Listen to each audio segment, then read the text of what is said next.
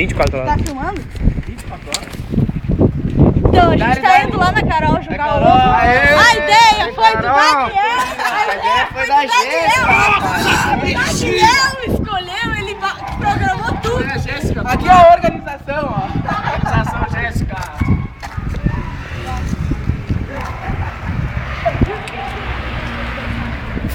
Só pisar. Aqui, ó.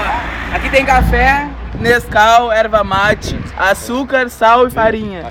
Baixa aí. Mostra aí. Tá dando? Coitada da Carol, coitada da Carol. Esse é o presente da gurizada.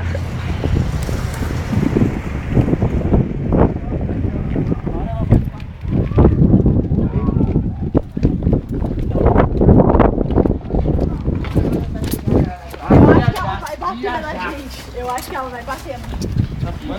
Eu acho que ela vai segurar na gente, ó. Querer Aqui, ó. Eu acho que a Carol vai bater na gente. Carol, me desculpa, a ideia não foi minha. Carol, imagina, compra roupa nova. Carol com roupa nova. Vai já camisa nova.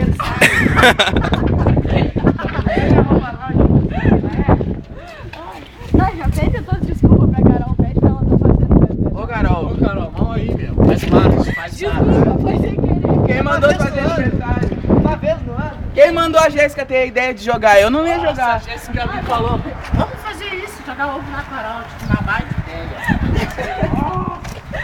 A Maria Ainda chamou a atenção de todo mundo no MSN pra fazer isso. Ela não vai acreditar na Maria. Não, mas sério, vamos perguntar depois que todo mundo jogar, a gente pergunta. Ô Carol, quem tu acha que teve a ideia? Ela não vai dizer eu, ela vai acreditar nela. Aí já se entregou. É, né? Toma, eu, rapaz.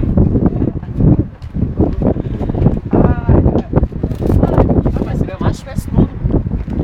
Ah, mas convidou todo mundo. Ah, meio-dia não tem como, né? Nossa, o colégio vai estar entrando. Porra, é o pico, meu.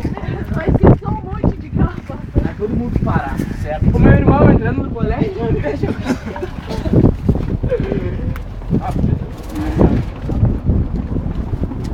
Nossa, que coisa.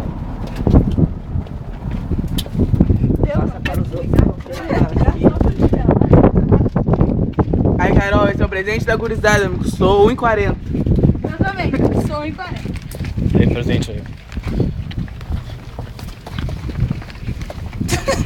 Não, mas eu tô levando o presente pra ela. Tô vendo? O que você tá levando? Um batomzinho. Um batomzinho. Aí ela vai te passar na cara. Pinta ela com batom com qualidade e depois dá o batom.